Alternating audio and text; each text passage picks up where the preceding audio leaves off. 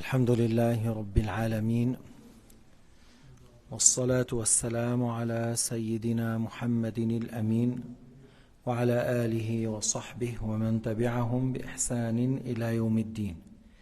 فصل في باب فضل رحمة الصغير وتوقير الكبير ومعرفة حق العلماء.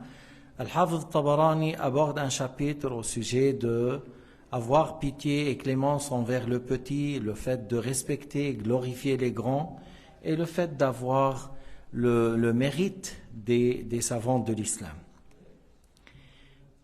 قال الطبراني حدثنا مطلب بن شعيب الأزدي حدثنا عبد الله بن صالح حدثني ابن لهيعة عن أبي قبيل عن عبادة بن الصامت قال: سمعت رسول الله صلى الله عليه وسلم يقول: ليس من أمتي من لم يجل كبيرنا ويرحم صغيرنا ويعرف لعالمنا حقه.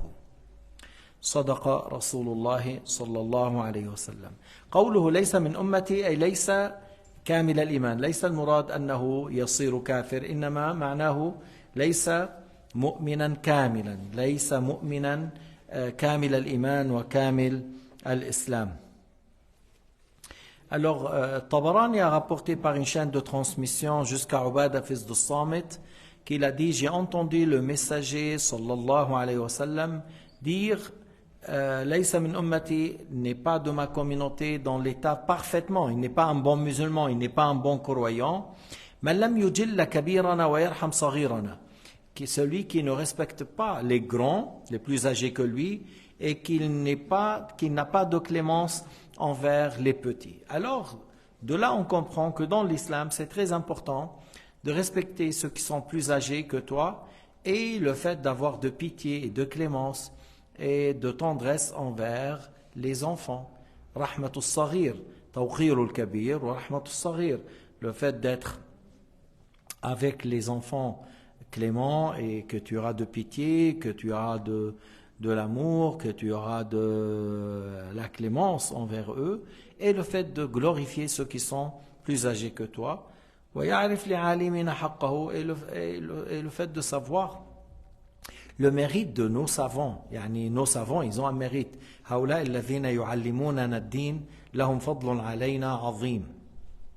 Ceux qui nous ont enseigné l'islam, ils ont un grand mérite. أنت بتعرف أن هذا الدين يبنى على العلم. هؤلاء العلماء علموك هذا العلم الذي به تعبد الله. Les savants de l'islam, ils nous ont enseigné une science par laquelle nous adorons Allah. Ces savants de l'islam, ils nous ont appris, ils nous ont enseigné la science par laquelle on fait une prière valable avec les piliers, les conditions, et on délaisse ce qui annule. Ces savants de l'islam, ils nous ont appris ce qui est interdit, ils nous ont parlé de la foi, ils nous ont parlé de c'est quoi les trois sortes de mécréances afin de les délaisser. Ils ont un grand mérite. Al-ulama في الأرض كالنجوم في السماء يهتدى بها في ظلمات البر والبحر. Les savants sur la terre, c'est comme les étoiles dans le ciel. Grâce à ces étoiles, on cherche notre chemin, qu'on est dans les nuits ténèbres, dans la mer ou sur la terre. Lorsqu'on voyage, on trouve l'orientation par les étoiles. Les savants de l'islam, c'est comme ces étoiles. إذا غابت النجوم أوشك أن تضل الهداة. S'il n'y a plus des étoiles, comment on peut trouver notre route? Et s'il n'y a plus de savants, comment on peut trouver nous-mêmes la bonne pratique de l'islam? فضل العالم على العابد قال عليه الصلاة والسلام كفضلي على أدناكم وإن الله وملائكته حتى الحوت في البحر والنملة في جحرها لا يعلمون على معلم الناس الخير. النبي عليه الصلاة والسلام, il a dit le mérite d'un vrai savant par rapport à un mérite d'un vrai adorateur, comme le mérite de Sayyidina Muhammad par rapport au moins gradé parmi les Sahaba. Et il a dit: les anges au ciel demandent à Allah Ta'ala l'élevé de grade des savants, les poissons dans la mer, les fourmis dans leur niche, demandent à Allah Ta'ala d'élever le grade de ces savants. Al-ulama fadluhum azim. Hatta an-nabi alayhi salatu wassalam قال: أن تغدو فتتعلم آية من كتاب الله خير لك من أن تصلي 100 ركعة، يعني نافلة، وأن تتعلم باب من العلم خير لك من أن تصلي 1000 ركعة نافلة. Le fait d'apprendre une ayah, c'est mieux que le fait d'apprendre, de faire 100 rak'a sunnah dans la nuit. Le fait d'aller chercher à apprendre un chapitre dans la religion, al-wudu, les piliers de la prière, un chapitre dans la religion, est mieux que le fait de faire 1000 rak'a parmi les rak'at qui sont sunnah. Alors dans le fait de chercher à apprendre, tu auras assez de récompenses. الشيطان يلعب بالجاهل كما يلعب الولد بالطابة. Le diable, il joue avec celui qui est ignorant comme un enfant qui tire la balle à droite à gauche, dans tous les sens. Et le shaitan, il fait la même chose avec celui qui n'a pas de science. أما العالم نقل جبل من موضعه أسهل على الشيطان من إغواء عالم. Pour un vrai savant, le shaitan, pour lui, déplacer une montagne de sa place vers une autre place est plus facile que le fait de faire tomber un savant dans l'égarement. Si tu lui donnes une tâche de faire tomber un savant dans l'égarement, il trouve des difficultés plus que le fait de déplacer une montagne de sa place.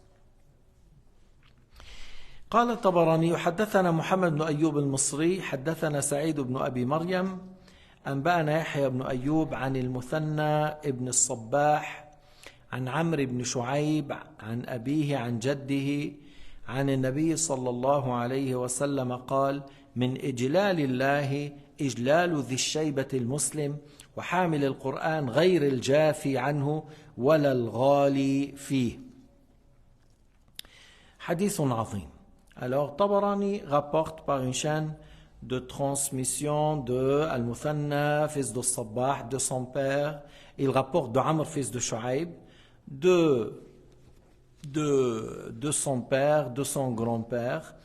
Anna Nabi alayhi salatu wasalam a dit, ça rentre dans la glorification de Allah subhanahu wa ta'ala, le fait de glorifier celui qui a les cheveux blancs parmi les musulmans. Min ijlalillah ijlalu dhi shaybat al-muslim, c'est-à-dire ça rentre comme chose importante, puisque Allah a ordonné de respecter ces gens, puisque Allah Ta'ala a ordonné de leur savoir leur mérite, de les regarder avec respect et tout. Alors lorsque tu mets l'ordre de Dieu en pratique, tu as glorifié Allah subhanahu wa ta'ala parce que tu as respecté ce que Allah Ta'ala a ordonné, ce que son messager a transmis. Alors, dans la glorification de ton Seigneur, le fait de glorifier et respecter les personnes âgées parmi les musulmans qui ont les cheveux blancs, le fait de les respecter, le fait de l'admirer, le fait de le glorifier comme Allah Ta'ala a ordonné. Et encore le fait de glorifier celui qui a appris le Coran, qui n'est pas loin, il ne met pas loin sa pratique, c'est-à-dire il l'a appris par cœur et il le met en pratique, c'est pas quelqu'un qui le délaisse et c'est pas quelqu'un qui dépasse les limites. غير الجافي عنه ولا الغالي, parce que il faut pas que tu sois dans le laisser-aller. Tu as appris le Coran mais tu ne pratiques rien, et il faut pas que tu sois parmi ceux qui ont appris le Coran et tu exagères en disant par exemple des choses recommandées, toi tu les rends obligatoires, tu dépasses les limites comme ceux qui ont voulu attribuer à Allah subhanahu wa ta'ala ce qu'Allah a dit, mais ils ont allé jusqu'à l'anthropomorphisme. Mais Allah ta'ala ne nous a pas dit ça. Tu confirmes ce qu'Allah a dit, mais sans attribuer à Allah ta'ala le corps et les membres et les attributs des créatures. تصف الله تعالى بما وصف به نفسه في القرآن مع التنزيه مش مع التشبيه مع التنزيه وبنفس الوقت تحفظ هذا القرآن تعمل به لا تتركه. إذن لا إفراط ولا تفريط لا غلو ولا تقصير.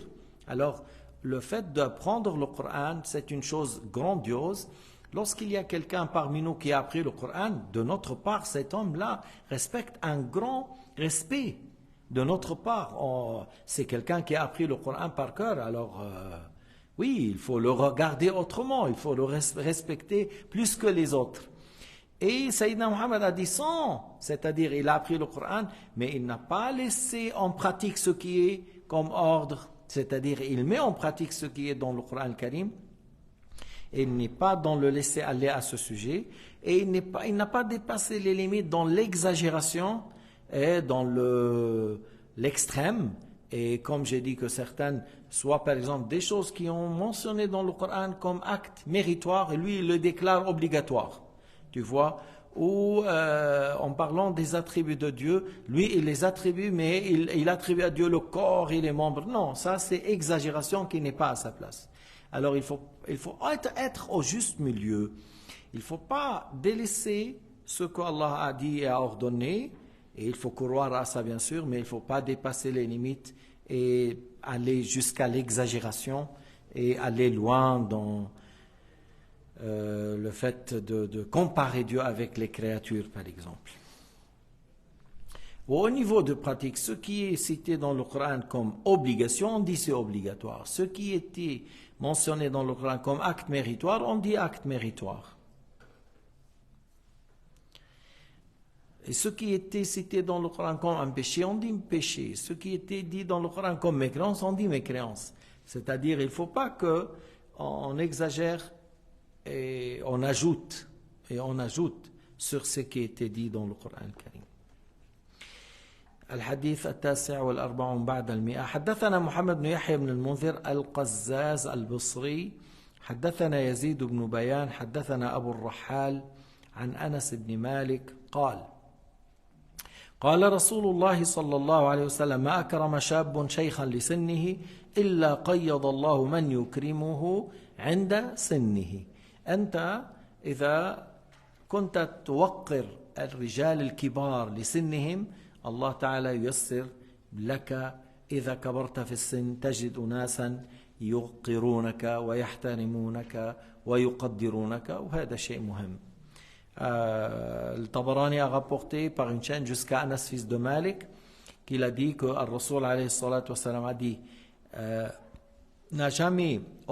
jeune n'a jamais honoré un homme âgé pour son âge sans avoir lui-même, sans que Allah Ta'ala lui fait qu'il sera honoré par d'autres personnes lorsqu'il devient âgé. Comme lui, durant sa jeunesse, il était quelqu'un qui honore les personnes âgées parce qu'ils sont âgés. Parce qu'ils sont âgés, il prend soin d'eux, il essaie de les glorifier, il essaie de, voilà, lorsqu'il leur parle, il les respecte, il écoute, et ils suivent et il leur donne le mérite, comme on nous a appris dans l'islam. Si cette personne avait ça comme habitude avec ces gens, il était comme ça, Allah Ta'ala fait que lui-même sera respecté par d'autres personnes lorsqu'il devient âgé. Babu fadli tawsi'at al-majalis lil-ulama. Alors c'est un chapitre dans le sens où faire ouvrir les séances, laisser place et laisser la place pour les savants.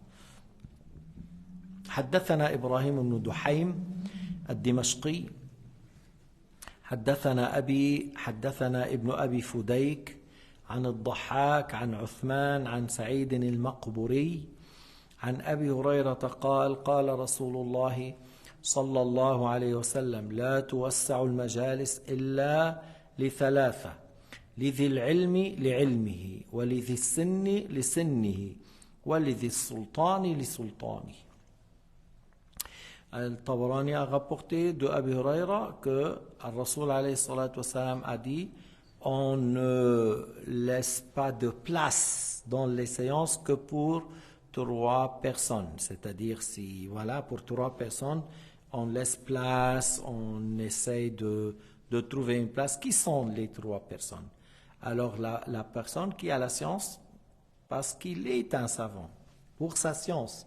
C'est pour cela par respect à ce qu'il porte comme science, lorsqu'il rentre, on le laisse la place et la bonne place et voilà, on le met là-bas pour que après on écoute de lui et où on le laisse une place. On le laisse une place. Et pour une personne âgée, pour son âge, une personne âgée, encore on lui laisse une place pour son âge. وَلِذِ sultan li sultani, et celui qui a un certain pouvoir, on le laisse encore la place parce qu'il est le sultan ou il est notre gouverneur. باب فضل إلقاء الرجل الوسادة لأخيه المسلم. Alors là, c'est un chapitre, le mérite que le musulman donne les à coups de doigt pour son frère musulman. حدثنا علي بن عبد العزيز وأحمد بن حمدون قال حدثنا معل بن مهدي حدثنا عمران بن خالد الخزاعي عن ثابت البناني عن أنس بن مالك قال دخل سلمان الفارسي على عمر بن الخطاب رضي الله عنهما وهو متكئ على وسادة فألقاها له فقال سلمان الله أكبر صدق رسول الله صدق الله ورسوله صدق الله ورسوله فقال عمر حدثنا يا أبا عبد الله فقال سلمان دخلت على رسول الله صلى الله عليه وسلم وهو متكئ على وسادة فألقاها إلي وقال يا سلمان إنه ما من مسلم يدخل على أخيه فيلقي له وسادة إكراما له إلا غفر الله له. انظر هذا الفضل، إذا أنت أكرمت أخاك فدخل تريد أن يجلس وأن يكون مطمئن وأن يكون مرتاح، وأنت تظهر أنك مهتم به، وأنت تظهر أن وجوده بقربك مرتاح له وأنك فرح به، فلذلك ألقيت له الوسادة إكراما له. فجزاء هذا أن الله يغفر لهذا الإنسان الذي فعل هذا الفعل. Tabarani a rapporté de Thabit al-Bunani de Anas, fils de Malik. Il a dit Salman al-Farisi est rentré chez Omar ibn Khattab, que Allah Ta'ala les agrée, et Omar il s'appuie sur une accoudoie. Alors qu'est-ce qu'il a fait Omar? Il a pris l'accoudoie et il lui a donné à Salman. Il l'a lancé pour lui, pour que Salman il s'assoie et il s'appuie sur ça. Alors Salman a dit Allahu Akbar, Sadaqa Allahu wa Rasuluhu. Allahu Akbar, Allah est véridique et son messager est véridique. Omar lui a dit Haddithna ya Salman, tu as dit ça, ça veut dire tu as quelque chose que tu as entendu de la part de son messager, alors rapporte-nous au Salman. Alors il lui a dit Salman, je suis rentré chez Al-Rasoul alayhi salatu wassalam et il s'appuyait sur une accoudoie. Alors il me l'a lancé, il me l'a donné et il a dit ô Salman, il n'y a pas un musulman qui rentre chez son frère et son frère il lui lance, il lui donne l'accoudoie par honorification sans avoir le pardon de Dieu. C'est-à-dire le frère il lance l'accoudoie par respect et par amour à son frère, celui-là qui a fait aura le pardon de Dieu Azza wa Jal. إذن ما المسلم إذا فعل هذا ألقى الوسادة لأخيه إكراما الله تعالى يغفر له. Et toi, par le geste de donner l'accoudoie, c'est comme tu lui dis ta présence est facile pour moi, ta présence est appréciée par moi. Le fait que tu rentres chez moi, c'est quelque chose que j'aime. Tu es pour moi une personne importante. Et il y a beaucoup de choses dans le fait de lui donner l'accoudoie, ça prouve beaucoup que je t'aime, tu es quelqu'un important, je te respecte, ta présence est appréciée, je ne veux pas que tu quittes, c'est pour cela que tu lui lances là. Il y a beaucoup de choses à comprendre. Il y a beaucoup de choses à comprendre par ce geste. نحن ننتبه هذه التفاصيل بعض الأحيان قد يغفل عنها ولكنها مهمة. Certains détails voilà, on ne fait pas attention. Mais non, Sayyidina Muhammad a fait ça pour Salman. Et il lui a dit que celui qui fait ça pour son frère par honorification, Allah Ta'ala lui pardonne. Et tu vois, Omar, peut-être il n'a pas entendu le hadith, mais il a voulu honorer Salman. Il a voulu honorer Salman. Lorsque Salman est rentré, il lui a lancé l'accoudoie pour qu'il s'appuie sur ça. Et Salman était tout content de ce geste. Il a dit Allahu Akbar. Allah Ta'ala est véridique, son messager est véridique, et il a cité le hadith. Et ce détail, ça renforce les liens, l'amour, la fraternité, la bonne relation entre les frères. Tu lui dis, assieds-toi, tu es assieds-toi à l'aisement. Je ne veux pas que tu quittes rapidement, tu es quelqu'un apprécié pour moi, et tu lui donnes l'accoudoie. Comme lorsque tu salues ton frère et tu lui dis Assalamu alaikum, tu le fais en ayant un visage souriant, تبتسم في وجه أخيك، كما أن تفصيل أنه تصافح وتبتسم وتفرح لرؤيته وتسأله عن أحواله من غير إزعاج، يعني من غير أن تطيل عليه، بيفرح. C'est un détail qui est important. Comment saluer le musulman, serrer la main, soit souriant, une belle voix en disant Assalamu alaikum wa rahmatullah, je suis content de te voir. D'ailleurs, lui, il voit de ton visage, de tes yeux, qu'il est content de te voir. Et par la suite, toi, tu te sens bien. Tu te sens bien. Comment il t'a parlé, comment il t'a salué, comment il t'a pris la main, comment il a demandé d'après tes nouvelles. Et par la suite, le fait de s'asseoir, tu lui donnes l'oreiller pour s'asseoir. Encore, c'est des choses importantes. نرجع مثلا شو النبي عليه الصلاة والسلام مما قال اتقوا النار ولو بشق تمرة. يعني النبي علمنا أنه إيش؟ نشتري فكاك رقبتنا من النار ولو بنصف تمرة. Encore dans les détails que Sayyidina Muhammad nous a enseigné dans ces comportements-là avec les gens, comment il a dit préservez-vous du feu de l'enfer, ne serait-ce qu'avec la moitié d'une date. Tu coupes une date et tu manges. Parce que, supposons, on jeûne le ramadan, on va rompre, et j'ai une date. Ok, je ne vais pas manger tout seul. Tu es jeune, et je jeûne, et on n'a qu'une date, je coupe la date. Après, il y a une gorgée d'eau.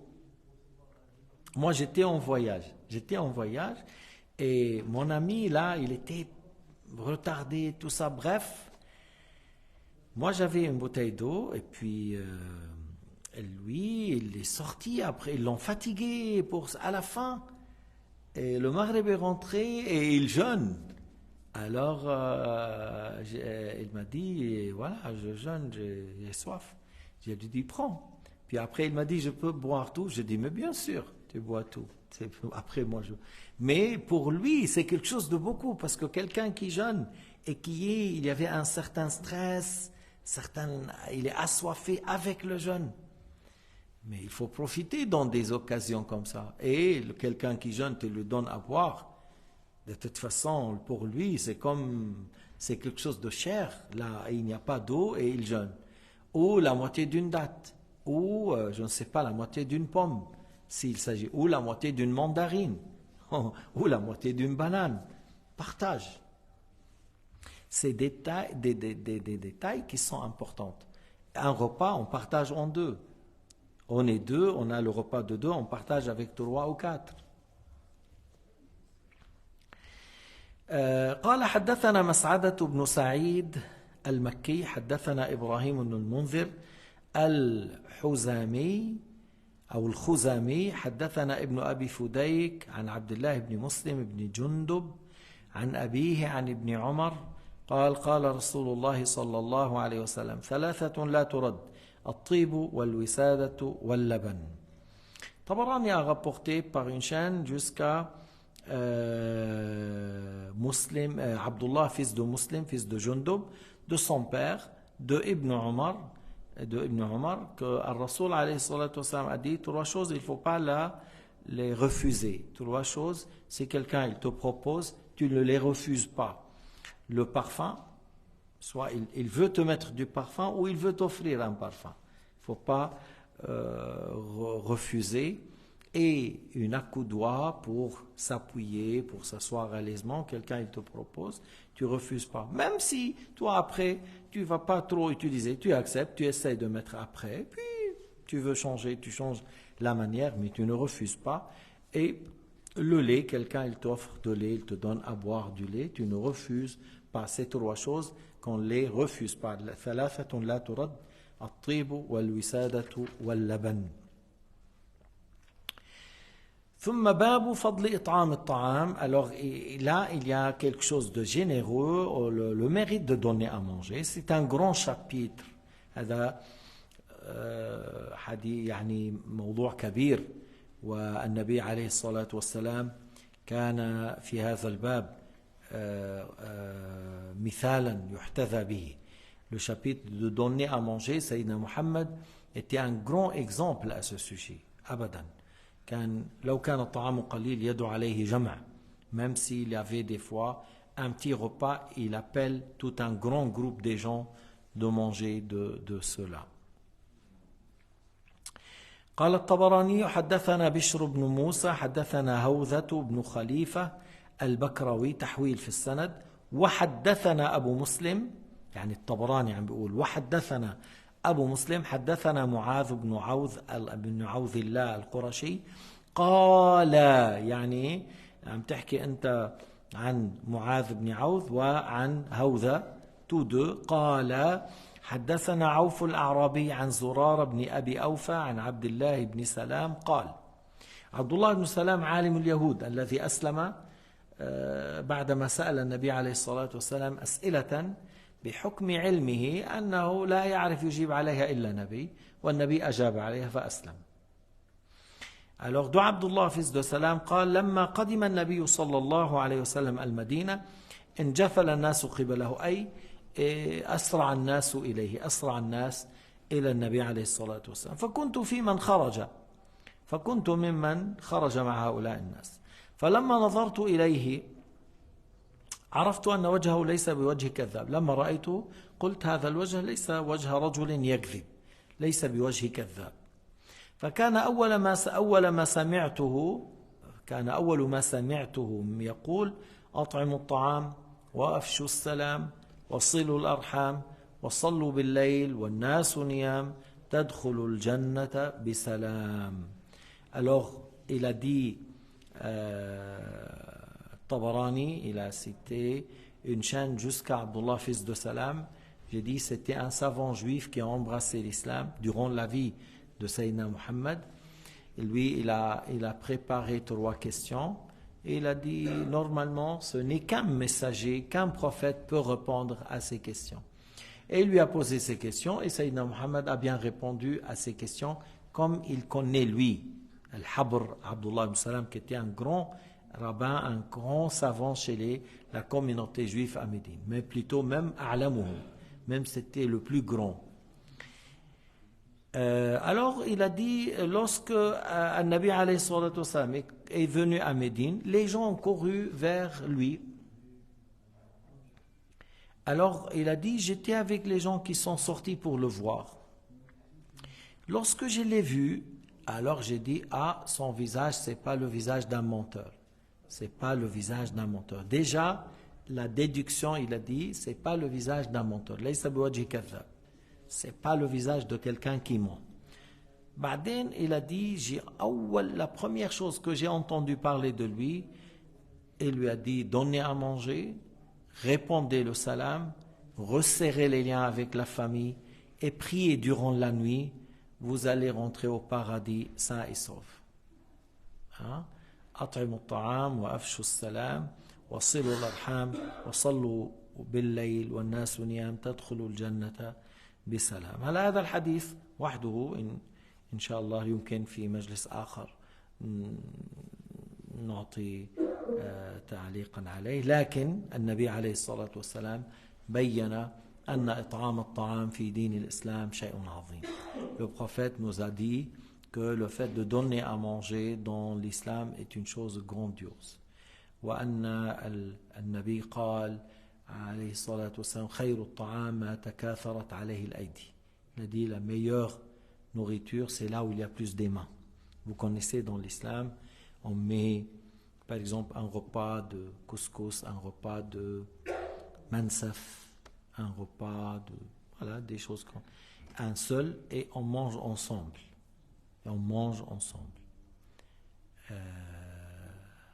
Il a dit meilleure nourriture c'est là où il y a plus des mains. وعلى هذا في حكاية أو في قصة النصراني دعا جاره أو المسلم دعا جاره النصراني. Le musulman a invité un chrétien pour manger avec lui avec d'autres personnes. Et ils ont mis à manger et ils ont mangé tous de la même récipient, de la même assiette. قال النصراني أنتوا ليش تاكلوا مع بعض مثل الغنم؟ Il a dit vous mangez ensemble comme les moutons. Tu vois alors les moutons, lorsque tu mets les foins tout ça, l'une à côté de l'autre, l'un à côté de l'autre, ils mangent ensemble. Et il a dit le musulman que c'est comme ça qu'on a appris qu'on mange ensemble. On dit il y a la baraka par ça et chacun il mange de ce qui est devant lui. Mais وكل يأكل من أمامه. لكن النصراني بعد مدة دعا المسلم إلى الأكل عنده. Le chrétien, il a invité le musulman à manger chez lui. فصار كل واحد يأخذ بصحن ويأخذ جانبا. Alors chacun il prenait un assiette, il remplit et il se met à côté. Celui-là il prend un assiette, il se met à côté. Celui-là il prend et il se met à côté. Alors le musulman قال له ليش انتم كل واحد بياكل لحاله مثل الكلاب. Il a dit, pourquoi chacun il mange séparé comme des chiens? Voilà. Parce que le chien il prend une part, il le prend là pour que les autres ne partagent pas avec lui. Et l'autre il fait la même chose, et l'autre il fait la même chose. Bon, alors احنا عم نحكي بس انه رد له اياها المسلم بطريقه قويه. Le musulman a bien répliqué d'une manière très forte. Et nous on mange ensemble parce que des fois il n'y a pas assez. Il n'y a pas assez. La nourriture qu'on a mis, ça suffit pour 6. Mais nous, on est 10. Alors, on se met ensemble et on mange. Et on sort par la suite que nous sommes tous rassasiés. وانت بتعرف إذا أكلت ثلث للطعام ثلث للشراب ثلث للنفس أفضل من أنه تملأ البطن.